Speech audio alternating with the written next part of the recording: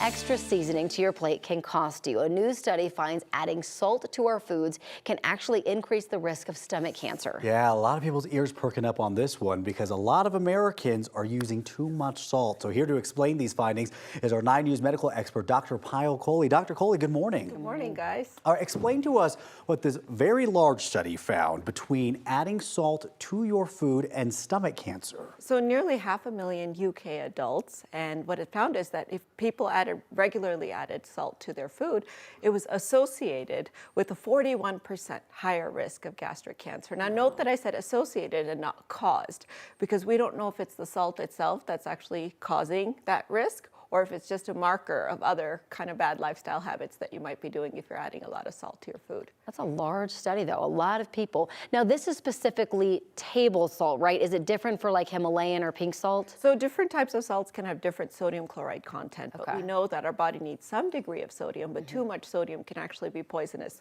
to our blood vessels, to our tissues.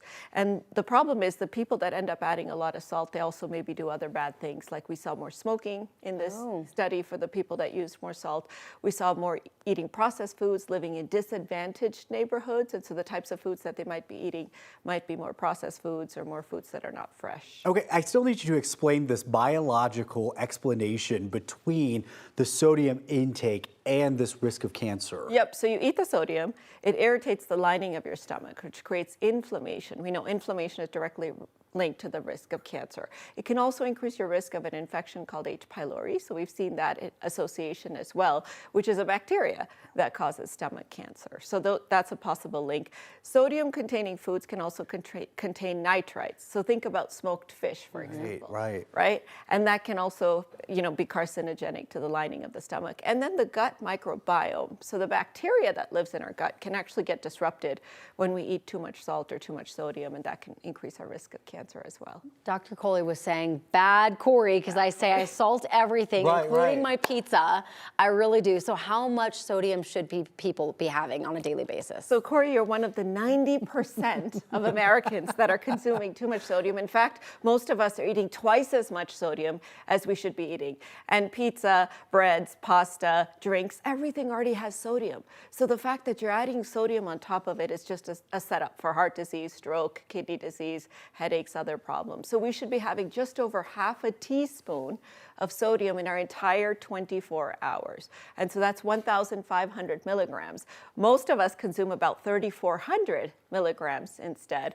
And so we really need to be mindful. What I like to tell my patients, because we don't even realize the sources of sodium we're getting. Get an app on your phone.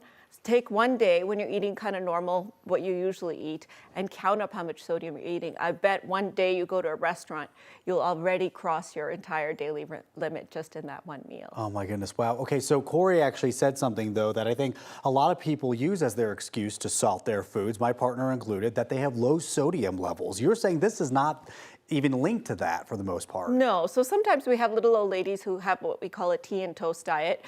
They don't take in enough electrolytes, and they can have, low sodium levels in their blood due to very little salt intake.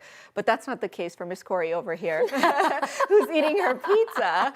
And so her low sodium levels are unlikely to be related to her dietary intake of salt. It's just how our body's processing salt. But adding salt is rarely recommended. Once in a rare while, we'll do it for people who run low blood pressures or what have you. But if you want to flavor your food, Corey, potassium chloride, which is like a no salt or a salt substitute for most people who don't have kidney disease or other sorts of health problems. It's a really good alternative because it doesn't have sodium.